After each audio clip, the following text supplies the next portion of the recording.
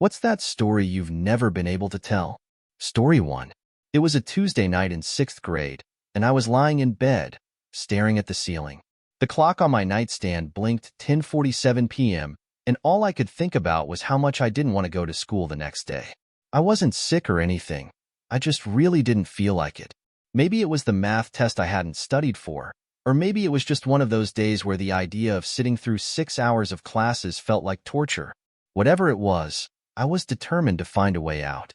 I grabbed my laptop and started searching how to get a fever fast. The internet, as it always does, delivered. I found a tutorial that promised a foolproof method. Take a scalding hot bath, stay up all night, and boom, fever by morning. It sounded simple enough. Too simple, maybe, but I was 12 and desperate. I didn't stop to think about how stupid it was. I just thought, this is it. This is my ticket out. I crept into the bathroom, careful not to wake my parents, and started the water. I turned the knob as far as it would go, and steam began to rise almost immediately. I dipped my hand in and yanked it back. Holy CRP, that's hot. I whispered to myself, but I was committed now. I stripped down, took a deep breath, and stepped in. The water felt like lava. My skin turned bright red within seconds, and I had to grit my teeth to keep from screaming. I kept telling myself, just 30 minutes. You can do this. I distracted myself by imagining how I'd spend my day off. Maybe I'd binge-watch cartoons, or finally beat that level in my video game I'd been stuck on. The thought kept me going, even as my legs started to feel like jelly and my head began to swim. When the timer on my phone finally went off, I practically leapt out of the tub. My legs were wobbly, and the room was spinning. I grabbed the edge of the sink to steady myself, but it was no use. My vision blurred, and then, nothing. The next thing I knew, I was lying on the bathroom floor, staring up at the blinding ceiling lights.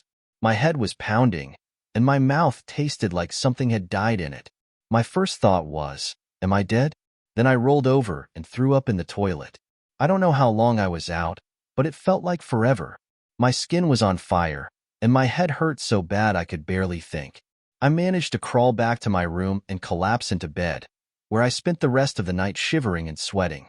At some point, I must have fallen asleep, because the next thing I remember is my mom shaking me awake. "Max, what's wrong with you? Your skin is bright red," she exclaimed, her voice full of panic. I mumbled something about taking a hot bath, too embarrassed to tell her the truth. She felt my forehead and gasped, "You're burning up. We're going to the doctor." At the doctor's office, I got the full rundown.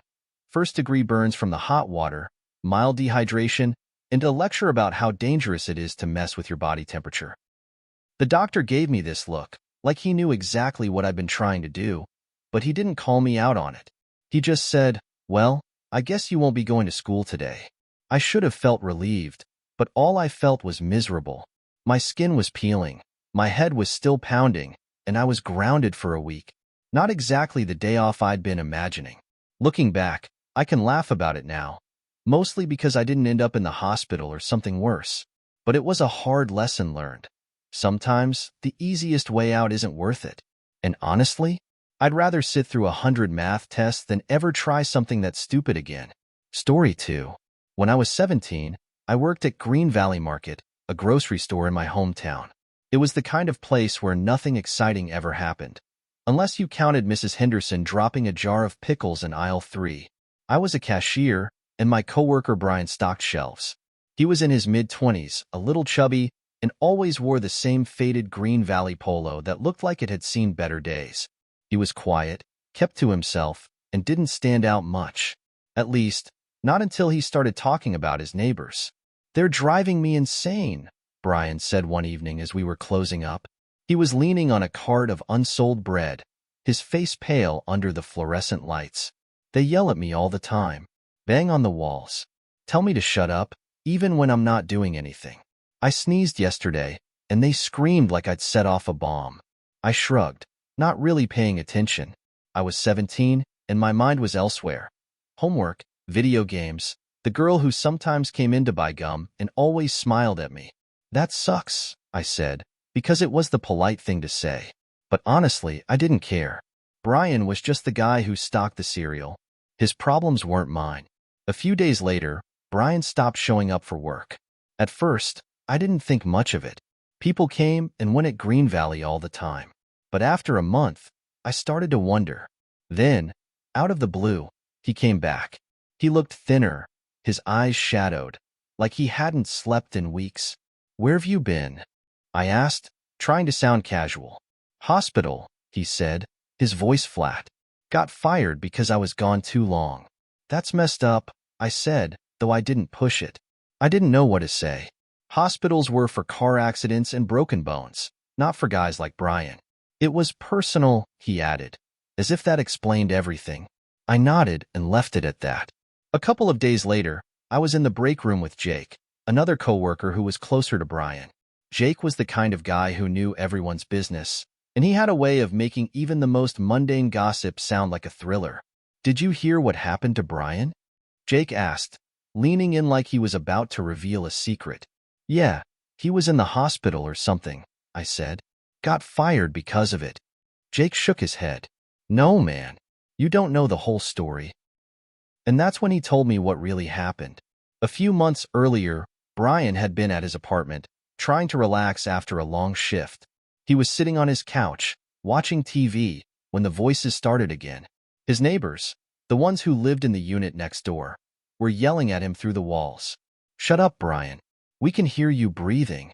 Stop moving around. You're too loud. We're calling the cops if you don't quiet down." Brian clenched his fists. He'd had enough. He grabbed his phone and called the police. "My neighbors are harassing me," he said, his voice shaking. "I need help." The police arrived and went to talk to the neighbors. Brian waited, pacing his apartment, the voices still taunting him. Hours passed. He called the police again. "What's taking so long?" he asked. There was a pause on the other end of the line. Then the officer said, "Sir, we left an hour and a half ago. There's no one there." Brian froze. "What do you mean?" "They're yelling at me right now." The officer's voice softened. "Brian, we checked. The unit next door is empty. It's been vacant for months." That's when Brian realized the truth. The voices weren't coming from his neighbors. They were in his head. He collapsed to the floor, overwhelmed by the weight of it all. The police called an ambulance, and Brian was taken to a mental hospital. He spent a month there, undergoing treatment for schizophrenia. It was a condition he'd been living with for years, but it had never been this bad. When he came back to Green Valley, he was different. Quieter, more withdrawn. He didn't talk about his neighbors anymore. But sometimes, when we were working together, I'd catch him staring at the wall, his eyes distant, like he was listening to something I couldn't hear. I never knew what to say to Brian after that. I wanted to ask him how he was doing, if he was okay, but the words always stuck in my throat. Instead, I just smiled and said, "Good to have you back," like nothing had happened. But I couldn't stop thinking about it. About how lonely he must have felt, how scared. About how easy it was to dismiss someone's pain when it didn't fit into my own world. I wondered if I could have done something differently. If I'd listened more, cared more, maybe things would have turned out better. Brian quit Green Valley a few months later. I heard he moved to another town, somewhere quieter, where the walls were thicker and the voices were softer. I hope he found peace there. I hope he's okay. But sometimes, late at night, I still think about him. About the voices next door. And I wonder if, somewhere out there, Brian is still listening. Story 3. It was the summer of 1981, and I was 14 years old. My little brother, Tommy, was 8. A scrawny kid with a mop of curly hair and a knack for getting into trouble. I was supposed to be watching him that day, but I'd gotten distracted by a comic book and let him wander off into the woods behind our house. Big mistake. I didn't think much of it at first.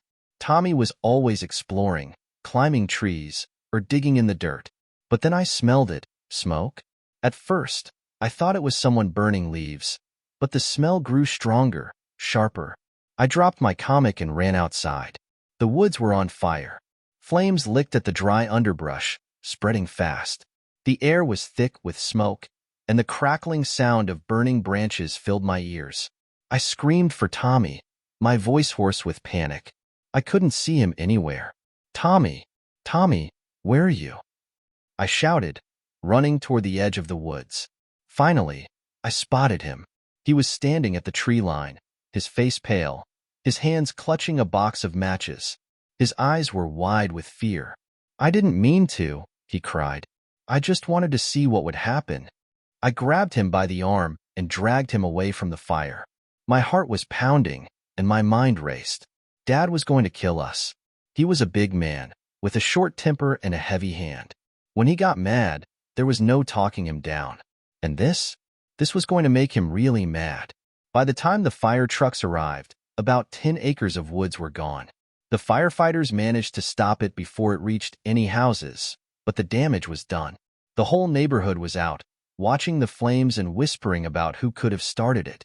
Dad was furious. He stormed over to us, his face red, his fists clenched. "Which one of you did this?" he demanded, his voice low and dangerous. Tommy started to cry. "I didn't mean to," he began, but I cut him off. "It was me," I said quickly. "I was smoking in the woods. I dropped a match. It was an accident." Dad's eyes narrowed. "Smoking? You're 14 years old." "I'm sorry," I said, my voice trembling. "I didn't mean to." Tommy looked at me, his eyes wide with guilt and relief. I gave him a small nod, hoping he'd understand.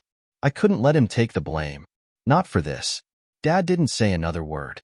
He just grabbed me by the arm and dragged me into the house. Tommy tried to follow, but Dad slammed the door in his face. "Stay out there," he barked. What happened next is still a blur.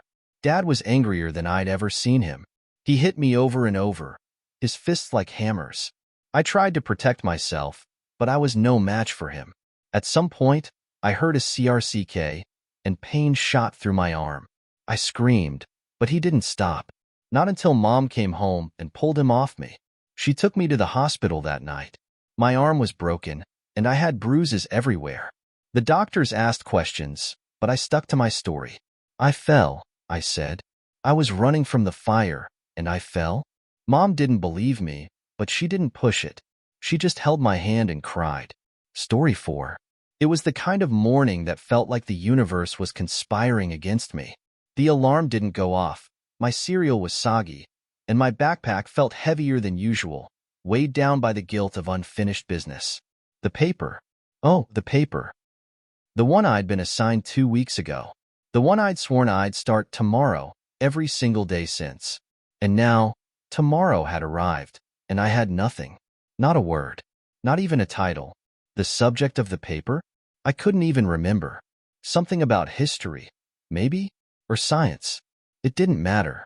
What mattered was that Mr. Grayson, the sternest teacher in the 6th grade, had made it clear. Today, we would stand in front of the class and read our papers aloud. No exceptions. No mercy. I sat at my desk, my stomach churning as my classmates shuffled their neatly typed pages, highlighting key points and rehearsing their lines under their breath. I, on the other hand, had a blank sheet of paper and a plan so desperate it bordered on madness. When Mr. Grayson called my name, I stood up, clutching my pristine, empty page like it was a lifeline. My heart pounded as I walked to the front of the room, the eyes of my classmates burning into my back. I unfolded the paper, stared at its blankness, and took a deep breath. Then, I began to speak. The year was 1492, I said, my voice trembling at first but growing stronger with each word. A man stood on the edge of the known world, staring into the abyss of the unknown. His name was Christopher Columbus, and he was about to change history. I don't know where the words came from. Maybe they'd been buried in my brain from some long-forgotten documentary or bedtime story. But as I spoke, the room fell silent. My classmates leaned forward, captivated. Even Mr. Grayson, who had been grading papers with a red pen, looked up, his brow furrowed. I talked about the courage it took to sail into uncharted waters, the fear of falling off the edge of the world, and the hope of discovering something new. I wove in dramatic details, storms raging, sailors mutinying, Columbus standing firm against the odds. By the time I reached the climax, the moment land was sighted, I was practically shouting, my hands gesturing wildly. When I finished, the room erupted into applause. Even Mr. Grayson looked impressed. He nodded, scribbled something on his clipboard, and said, "Well done." That was unexpected. I returned to my seat, my legs shaking, my mind reeling. Had I really just pulled that off? When Mr. Grayson handed back the graded papers the next day, I braced myself for the inevitable 0. But there, at the top of my blank page, was an 80 and a note. Excellent storytelling. Next time, write it down. From that day on, I became known as the blank page prophet. My classmates would beg me to tell stories during lunch, and even Mr. Grayson started calling on me more often, though I suspect it was to keep me on my toes. I never procrastinated on a paper again. Well, not that badly anyway. But I'll never forget the day I turned nothing into something and learned that sometimes the best stories come from the most unexpected places. Story 5. One of the first times I invited my girlfriend, Mia, to spend the night at my college apartment, I learned 2 things. She's an absolute beast at Mario Kart, Double Dash, and I should never, ever mess with her when she's half asleep. It all started because I'm an early bird, and Mia's a night owl. We're both gamers, but while I'm usually in bed by 11 p.m., she's just hitting her stride around midnight. That night, I was exhausted after a long day of classes, so I told her I was going to crash early. She reassured me it was fine. She'd just hang out and play some games. What I didn't know was that she'd taken my casual comment about never unlocking Toad or Toadette as a personal challenge. I woke up the next morning to find Mia passed out on the floor, the GameCube controller still clutched in her hand. The TV was on, the Mario Kart menu screen glowing softly in the dim light of the apartment. I couldn't help but smile. She looked so peaceful, like a warrior who'd finally conquered her quest. I grabbed a bowl of cereal and sat down to check out what she'd been up to. When I scrolled through the character select screen, my jaw dropped. Toad, Toadette, the special cup. She'd unlocked everything. No way, I muttered to myself. I turned to Mia, who was still half asleep on the floor, and said, "You got Toad?" She stirred, her eyes fluttering open. "I got Toad," she mumbled, her voice thick with sleep. I laughed. "Yeah, you got Toad last night while I was sleeping. I can't believe it." "I got Toad," she shouted, suddenly wide awake.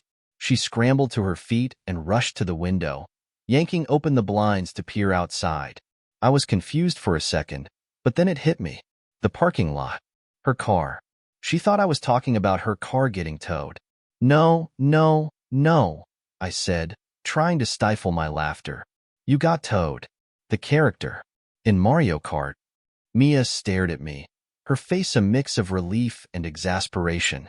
"I thought you were talking about my car." I couldn't help it. I burst out laughing. "You thought I was talking about your car? That's amazing."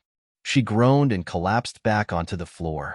"I stayed up all night unlocking characters for you, and you almost gave me a heart attack." Story 6. It was a Tuesday morning, the kind of day that feels like it's already moving too fast. The sky was a dull gray, heavy with the promise of rain, and the wind carried the faint scent of autumn, crisp leaves and damp earth. My mom and I were running late, as usual. "I forgot my scarf," she said suddenly, stopping in her tracks just as we reached the end of our driveway. I groaned, glancing at my watch. "Mum, we're going to miss the bus." "It'll only take a second," she insisted, already turning back toward the house. "It's freezing out here, and you know how I get when I'm cold." I rolled my eyes but didn't argue. My mum and her scarves were a package deal. She had one for every season, every mood, every occasion. Today's was a deep burgundy, knitted by her grandmother decades ago. It was her favorite, and she refused to leave the house without it. By the time she returned, the scarf draped elegantly around her neck. We were cutting it close. We power-walked to the bus stop, my mum humming softly under her breath while I muttered about punctuality. We rounded the corner just in time to see the bus pulling away. "Wait," I shouted, breaking into a sprint. But it was no use. The bus driver didn't even glance in the rearview mirror. I stopped, hands on my knees, trying to catch my breath. "Great. Now we're going to be late." My mum patted my shoulder. "There'll be another one," she said calmly. "Besides, it's not the end of the world." We didn't find out what happened until hours later. The bus we missed, the one I'd been so desperate to catch, had crashed into a bridge at high speed. The driver, a man in his late 40s, had been struggling with severe mental health issues. He'd lost control, and the bus had careened off the road, slamming into the concrete supports. There were no survivors. When the news broke, I felt like the ground had been ripped out from under me. I sat on the couch, staring at the TV, my hands trembling as the reporter recounted the details. My mum sat beside me, her burgundy scarf still wrapped around her neck. "That could have been us," I whispered, my voice barely audible. She didn't say anything.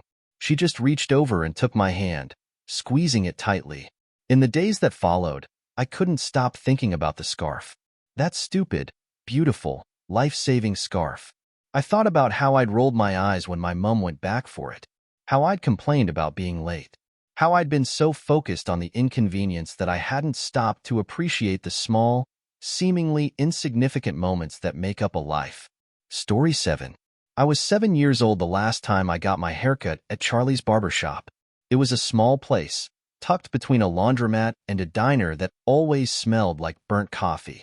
The walls were lined with faded posters of hairstyles from decades past, and the floor was covered in a patchwork of black and white tiles, worn smooth by years of foot traffic. My dad used to take me there every few weeks.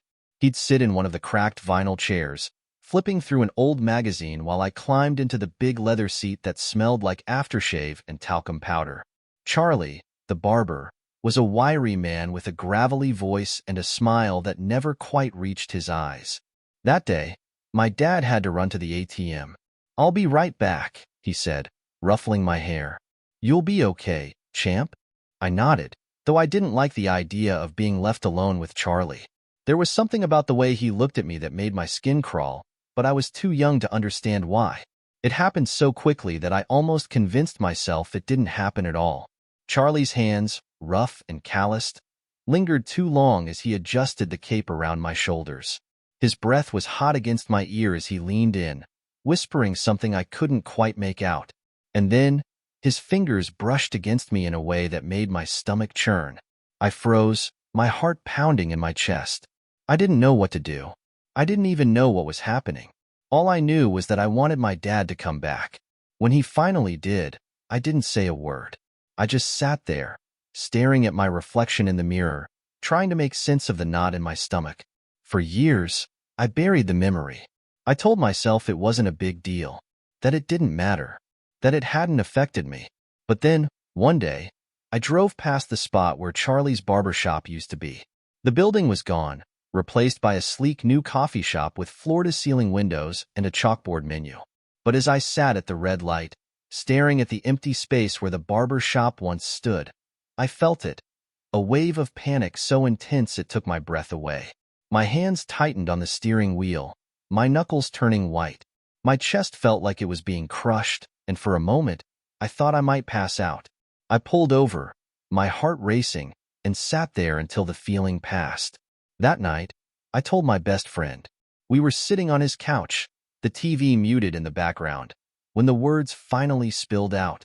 I hadn't planned to say anything, but once I started, I couldn't stop. He listened without interrupting, his expression a mix of anger and sadness. When I finished, he put a hand on my shoulder and said, "I'm so sorry that happened to you. You didn't deserve that." It was the first time I'd ever talked about it, and though it didn't erase the pain, it felt like a weight had been lifted. I've never told my dad.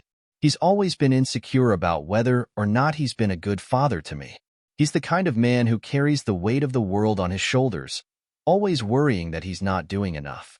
Telling him would break his heart, and I can't do that to him. But sometimes, when we're sitting together watching a game or working on a project in the garage, I want to tell him. I want to say, "It wasn't your fault. You couldn't have known." I want to tell him that he's a good father, that he's always been a good father. Story 8. I first noticed something was wrong when the fatigue set in. It wasn't the kind of tiredness that comes from a long day or a restless night. It was deeper, heavier, like a weight pressing down on my chest. At first, I brushed it off. Life was busy, after all.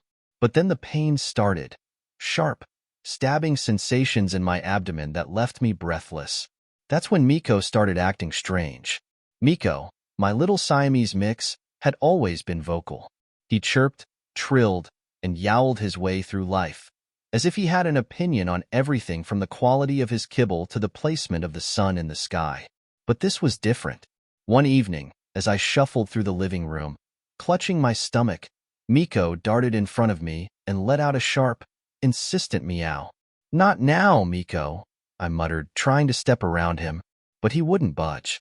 He planted himself firmly in my path, his blue eyes locked on mine, and meowed again, louder this time. "What is it?" I asked, exasperated.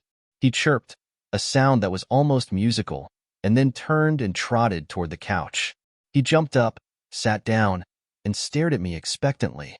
I sighed and followed, collapsing onto the cushions.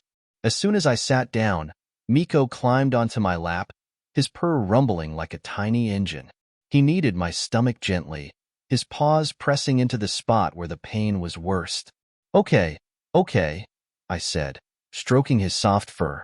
"You win." This became our routine. Every day, without fail, Miko would herd me to the couch or the bed, his meows growing more insistent if I tried to ignore him. Once I was seated, he would settle onto my lap, his purrs vibrating through my body like a healing chant. At first, I thought it was just a quirk, a strange but endearing habit. But as the weeks went by, I began to wonder if there was more to it. The diagnosis came like a thunderclap. Cancer. The word hung in the air, heavy and suffocating. The doctor explained that it had spread into the muscle, that it was aggressive, that treatment would be difficult. I sat in the exam room, numb, as the doctor's voice faded into a distant hum. All I could think about was Miko. That night, as I lay on the couch, Miko climbed onto my chest and pressed his forehead against mine. His purr was louder than ever, a steady, comforting rhythm that seemed to echo in my bones. "You knew, didn't you?" I whispered, tears streaming down my face. He chirped softly, as if to say, "Of course I knew." During the months of treatment, Miko was my constant companion. He followed me from room to room, his meows a reminder to rest when I pushed myself too hard. He curled up beside me during chemo sessions, his purrs a soothing counterpoint to the beeping of the 4 machine. And every night, without fail, he would knead my stomach, his paws pressing into the spot where the cancer had taken root. It was as if he was trying to heal me, to drive the sickness out with the sheer force of his love. I'm in remission now.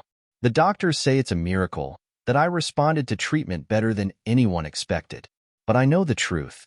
Miko knew before anyone else. He felt the sickness in me, and he fought it with everything he had. He's not just a cat. He's a healer, a guardian, a tiny, furry angel who refused to let me go without a fight. He still herds me to the couch every evening, his meows as insistent as ever. And every night, as I stroke his soft fur and listen to his purrs, I'm reminded of how lucky I am. Because Miko isn't just a good boy. He's the best boy. Story 9. I was 7. The park was my kingdom, and the sandbox was my throne.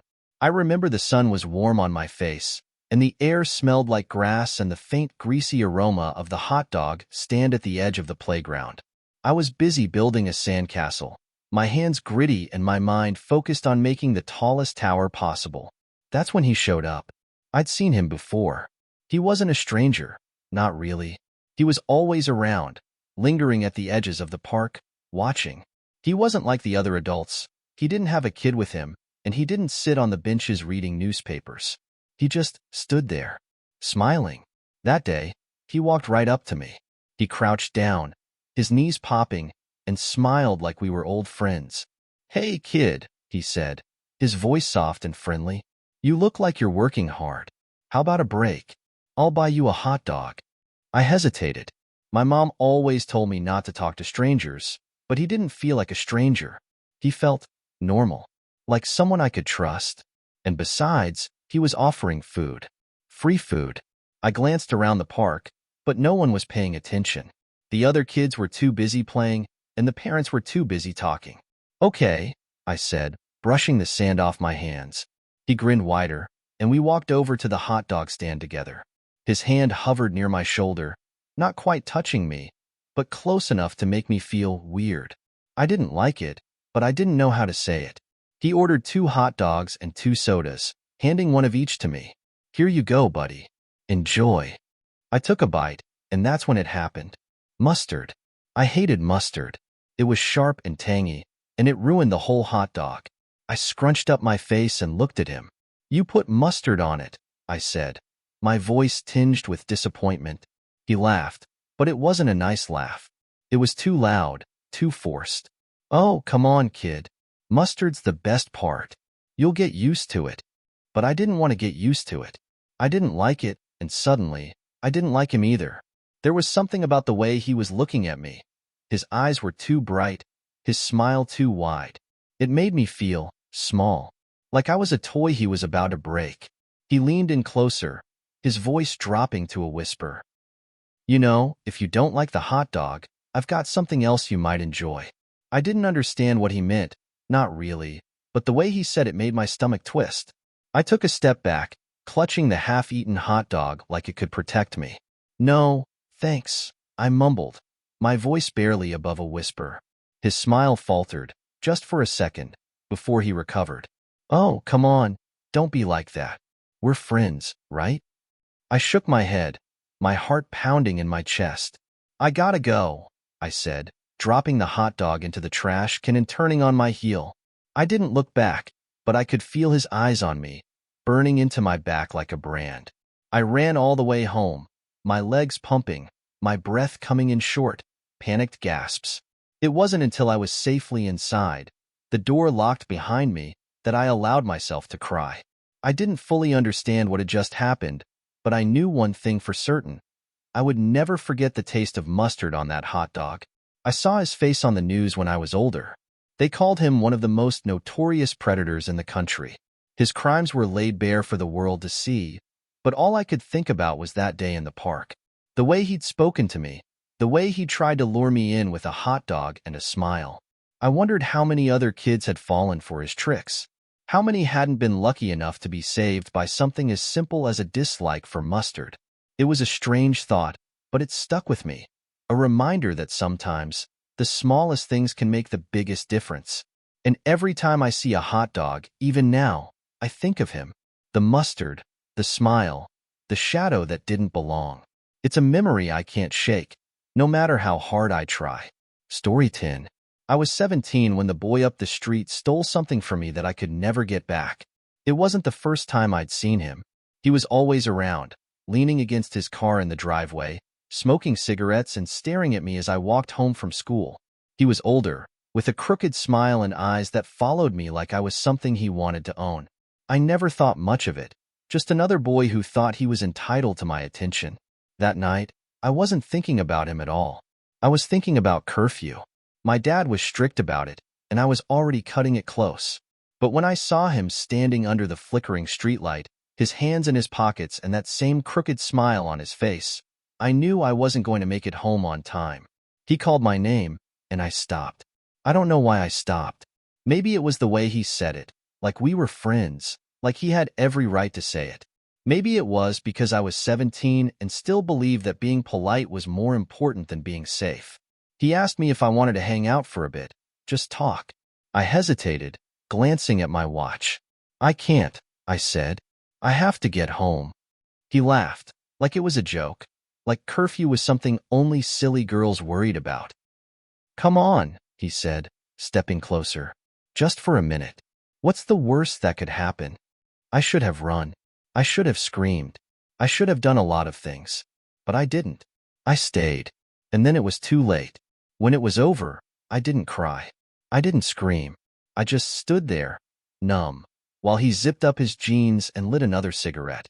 Don't tell anyone, he said, his voice casual, like he was talking about the weather. No one's gonna believe you anyway. I walked home in a daze, my legs shaking, my clothes torn and dirty. The house was dark when I got there, except for the light in the living room.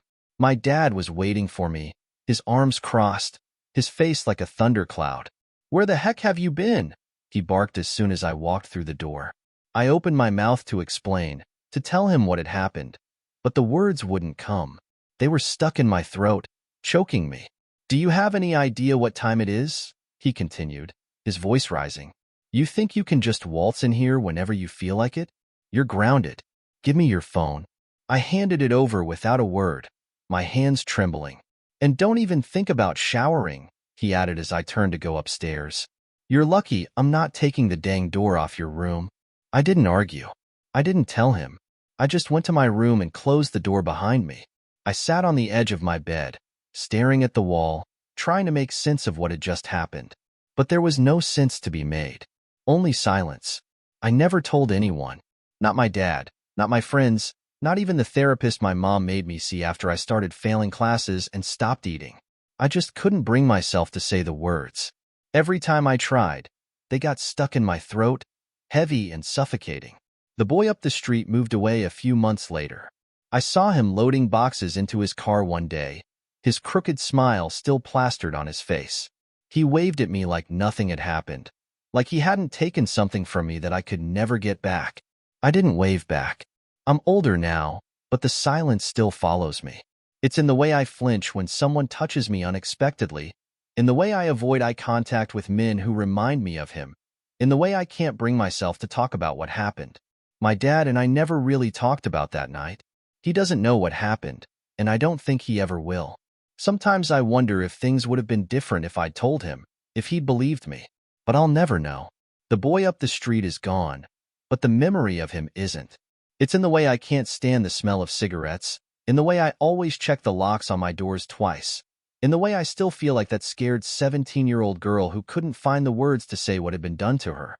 I don't know if I'll ever be able to talk about it, but for now, I'm learning to live with the silence. Story 11. The water park was chaos.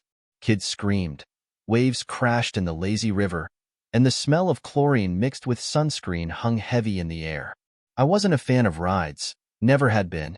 The idea of hurling myself down a tube of rushing water at breakneck speed didn't exactly scream fun to me. But then again, neither did sitting on the sidelines all day while she laughed and splashed and dared me to live a little. Her name was Emily, and she was the kind of girl who made even the most mundane things seem magical. She had this way of smiling that made you feel like you were the only person in the room, even when you were just holding her towel while she adjusted her sunglasses. I'd had a crush on her for what felt like forever, but I'd never had the guts to tell her. "Come on," she said, tugging on my arm as we stood at the base of the slide. It was one of those massive ones, the kind that looked like it had been designed by someone who thought roller coasters weren't extreme enough. "You've been sitting on that bench all day. Live a little." I glanced up at the slide, which seemed to stretch into the stratosphere, and felt my stomach do a somersault. "I don't know, Em. That thing looks like it was built to kill people." She laughed, and it was the kind of laugh that made you want to do stupid things just to hear it again. "It's not that bad," she said, her eyes sparkling. "Besides, it's a two-person slide. I'll be right there with you." That was the part that terrified me the most. Somehow, I found myself climbing the endless staircase to the top of the slide, my flip-flops slapping against the wet steps. Emily was ahead of me, her hair tied up in a messy bun, her laughter echoing down to me as she teased me for being slow. When we reached the top, the attendant handed us an inflatable raft that looked like it had seen better days. It had two handles on the sides, which I gripped like my life depended on it.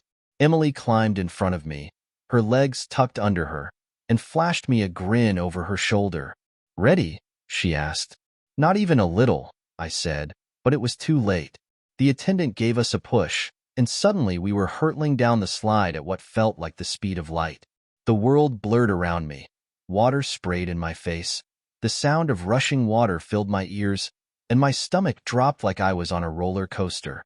In my panic, I let go of one of the handles, and the raft tilted dangerously to the side. I flailed, trying to grab the handle again, but my hand landed on something else instead. Emily's hand. I froze, my face burning with embarrassment. "Sorry," I shouted over the noise of the slide, trying to pull my hand away, but she didn't let go. Instead, she placed her other hand on top of mine, her fingers warm and reassuring. "It's okay," she called back, her voice light and teasing. "I've got you." I didn't know what to say. My heart was pounding, and not just from the ride. Her hand stayed on mine until we reached the bottom, where we were unceremoniously dumped into a pool of water. We surfaced, gasping and laughing, and she turned to me with that same sparkling grin. See? That wasn't so bad, was it? I shook my head, still trying to catch my breath. Yeah, no, totally fine. Not terrifying at all. She laughed again, and I realized I'd do it all over again just to hear that sound. That moment on the slide became one of my favorite memories, even if it was also one of the most embarrassing. 6 months later, Emily and I were sitting on her porch, sharing a bag of chips and talking about nothing in particular. The sun was setting, painting the sky in shades of pink and orange, and I felt that familiar flutter in my chest whenever she looked at me. "Remember that time at the water park?" she asked suddenly, her voice soft. I laughed. How could I forget? I almost died. She smiled, but there was something different about it this time. Something softer, more vulnerable. "You know, I always thought it was kind of sweet," she said. "The way you grabbed my hand like that." I felt my face heat up. "Yeah, well, I was kind of freaking out." She shook her head. "No, I mean it was sweet. Like you trusted me." I didn't know what to say to that. So instead, I leaned in and kissed her. It was my first kiss, and it was everything I'd imagined it would be. Soft, sweet, and over way too soon. When we pulled apart, she was smiling that same sparkling smile, and I knew I'd never forget this moment either. Emily and I are still close, even if we're not together anymore. We talk about everything, except that day at the water park. It's our little secret, a moment frozen in time that only the two of us remember. Sometimes, when I'm feeling nostalgic, I'll think about that slide, the way her hand felt on mine, and the way she laughed like it was the easiest thing in the world. It's a memory I'll always cherish, even if it's also a little embarrassing. After all, isn't that what crushes are all about? Story 12. High school was a minefield of missed opportunities, and I was determined not to let this one slip away. Her name was Clara. At least, that's what I'd overheard her friend call her once. She was the kind of girl who made the morning bus ride feel like a scene from a movie. Long dark hair, headphones always in, and this quiet confidence that made her seem untouchable. I'd been stealing glances at her for weeks, trying to work up the courage to say something. Anything. But today was different. Today, I had a plan. Well, sort of. The bus was packed, as usual, with students crammed into seats and backpacks spilling into the aisles. Clara was sitting near the middle, her head resting against the window as she stared out at the passing streets. My heart raced as I noticed the one thing standing between me and my moment of glory, a middle-aged woman sitting next to her. She was dressed in a sensible cardigan and had a tote bag full of knitting supplies resting on her lap. She looked friendly enough, but she was in the way. There was no way I could slide into the seat next to Clara and casually strike up a conversation with her mom. Wait, no, not her mom. Just some random lady, right? I had to think fast. The bus was approaching my stop, and if I didn't make my move now, I'd spend the rest of the day kicking myself for being a coward. I stood up, smoothing out my wrinkled hoodie and taking a deep breath. This was it. My moment. My Roman Empire. I walked down the aisle, my heart pounding so loudly I was sure everyone could hear it. When I reached their row, I plastered on my most polite smile and tapped the lady on the shoulder. "Excuse me, ma'am," I said, my voice steady despite the storm of nerves raging inside me. "Could you please let me sit next to my sister?" The words hung in the air for what felt like an eternity. The lady blinked at me, her knitting needles pausing mid-stitch. Clara turned her head, her eyebrows shooting up in surprise. And then the lady smiled. "Oh, of course, dear," she said, gathering her things and standing up. "I didn't realize you two were siblings." I froze. Siblings? Clara's eyes widened, and for a split second, I thought she was going to call me out. But then she did something I didn't expect. She laughed. It was a soft, melodic sound that made my stomach do a backflip. "Thanks, Mom," she said, shooting me a look that was equal parts amused and intrigued. Mom. The word hit me like a ton of bricks. My face burned as I realized what I'd just done. I'd accidentally called Clara's mom my mom. This was worse than the time I tripped over my own shoelaces in front of the entire cafeteria. But there was no turning back now.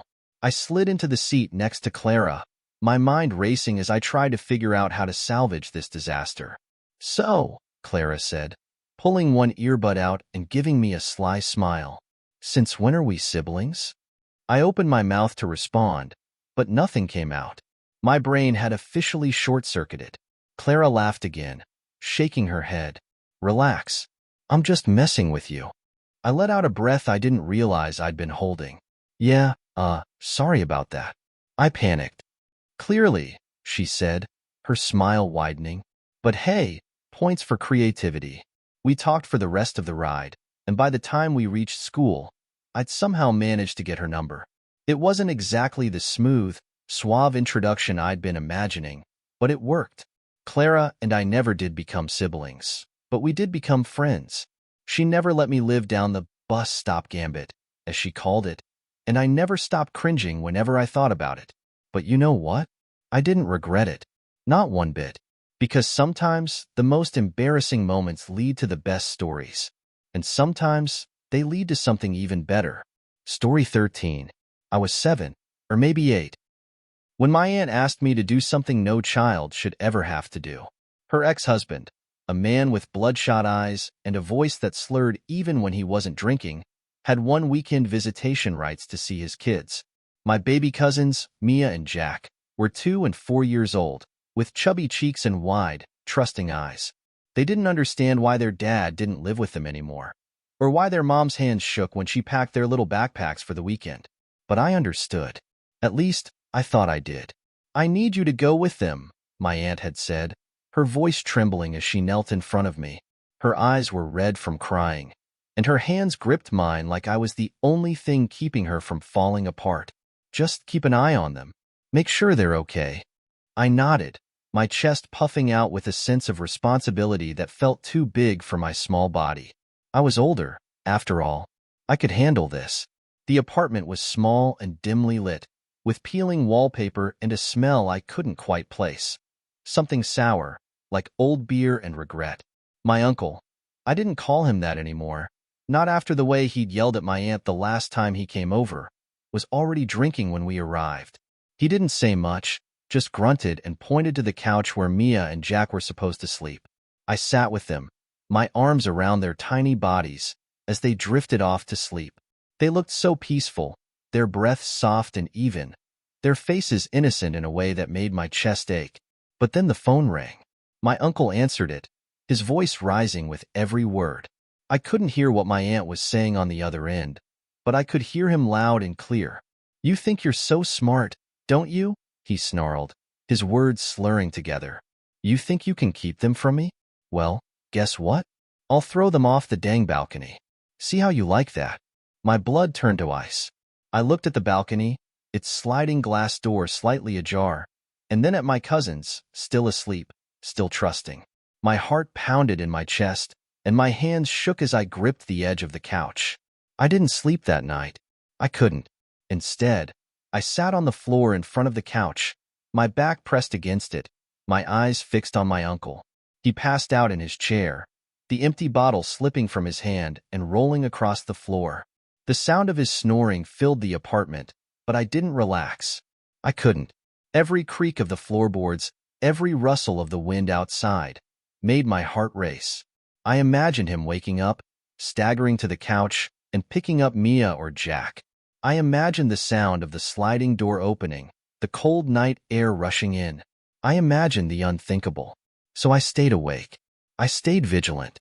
I stayed because I was the oldest, and because I had promised my aunt I would keep them safe.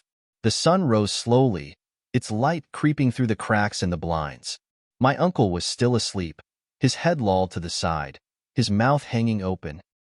Mia and Jack stirred, their little voices filling the room as they woke up, blissfully unaware of the night's horrors.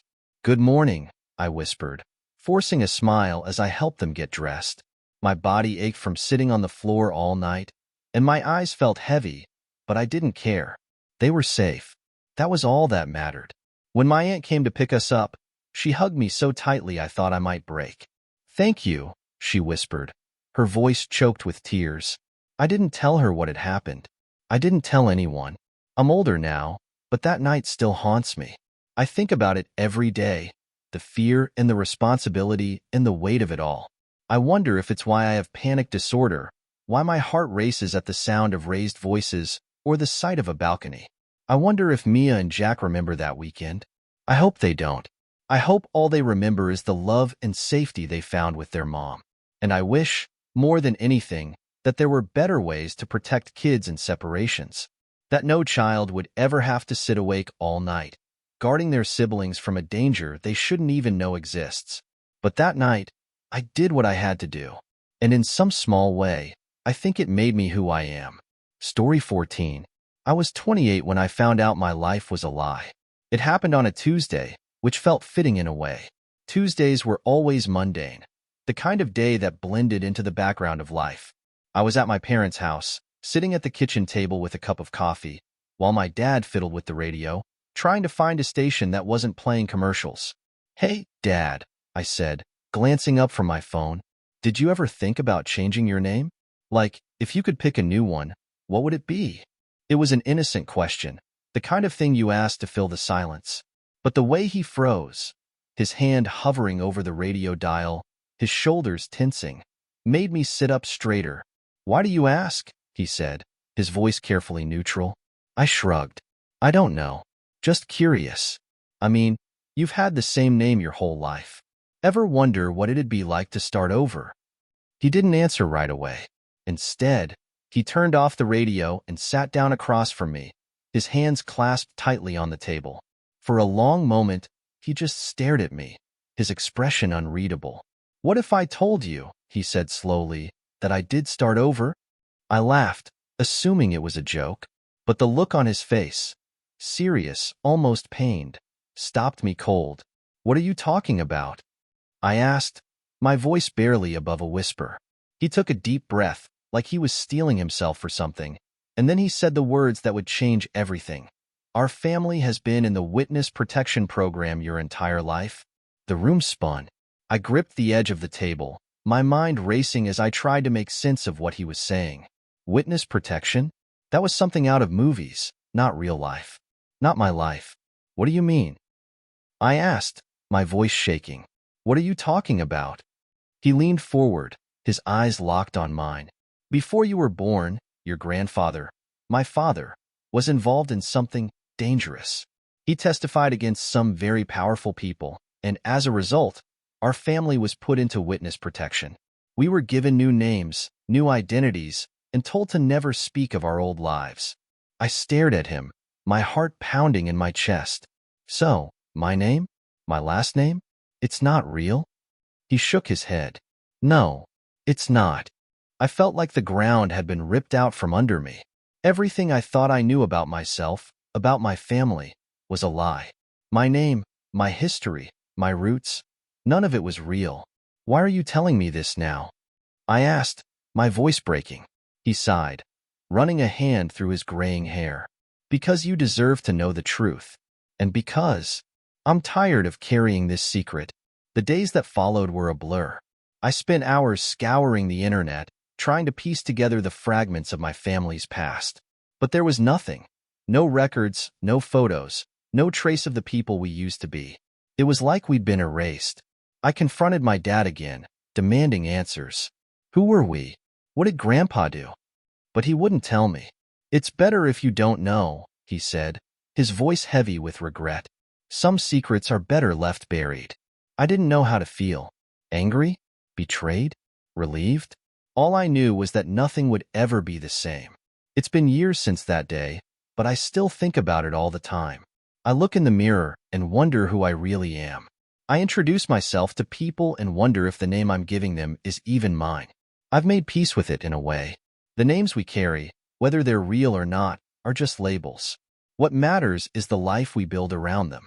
But sometimes, late at night, I can't help but wonder about the family we left behind, the lives we could have lived, the people we might have been, and I wonder if, somewhere out there, someone is wondering about us too. Story 15. When I was 14, the world felt like a playground.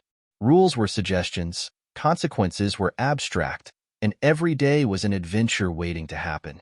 That's how I found myself on top of a hill in the countryside, a slingshot in my hand and a pocket full of stones, with my best friend, Danny, by my side. The slingshot was a treasure I'd discovered in the woods a few weeks earlier. It wasn't one of those cheap, flimsy things you'd find at a toy store. This was serious business, a metal frame with a thick, sturdy rubber sling that could launch a stone with terrifying precision. It felt powerful in my hands, like I was holding a piece of the wild, untamed world. Danny and I had spent hours that summer practicing with it, aiming at tin cans, tree trunks, and the occasional bird, though we never actually hit one. We were invincible, or so we thought. That day, we were perched on the crest of a hill, the kind that overlooked miles of rolling fields and dense treelines. The sun was high, the air warm, and the world felt quiet and still. That's when we saw him. A jogger emerged from the treeline below, his bright red shirt a stark contrast against the green of the trees. He was far enough away that he looked small, like a toy figure moving across the landscape. "Bet you can't hit him," Danny said, his voice teasing. I laughed, the kind of laugh that comes from a place of reckless confidence. "I don't want to hit him," I said, loading a stone into the slingshot. "I'll just shoot near him, scare him a little." It was a stupid idea, the kind of idea that only a 14-year-old could think was harmless. I didn't think about the consequences, not really.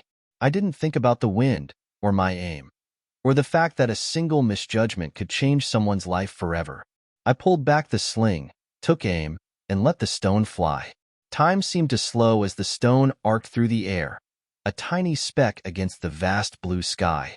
It sailed just above the jogger's head, close enough to make him flinch, but not close enough to hit him.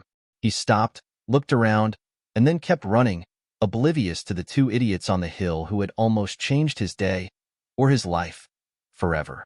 Danny and I burst out laughing, the kind of nervous laughter that comes from realizing how close you just came to disaster. "That was insane," Danny said, his voice shaking with adrenaline. But as the laughter faded, a strange feeling settled over me. It wasn't guilt, exactly.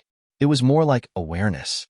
The kind of awareness that comes when you realize the world isn't a playground and actions have consequences, and you're not as invincible as you thought. I'm older now, and I haven't held a slingshot in years. Danny and I drifted apart after high school, as people often do, and we've never spoken about that day on the hill. But I think about it often, at least once a week, if I'm being honest.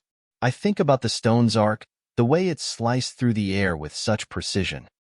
I think about the jogger, oblivious to the danger that had just passed him by. And I think about all the things that could have gone wrong. What if there had been wind? What if my aim had been off by just a few inches? What if the jogger had looked up at the wrong moment, or tripped, or stopped to tie his shoe? It's a strange feeling, knowing how close I came to being the villain in someone else's story. It's a reminder that life is fragile, and decisions matter, and the line between harmless fun and irreversible harm is thinner than we'd like to admit. I don't know if the jogger ever thinks about that day. I doubt he even noticed the stone, let alone the two kids on the hill. But I think about him. I think about him a lot. And I hope he's still out there, running through the countryside, blissfully unaware of the moment he almost became a cautionary tale.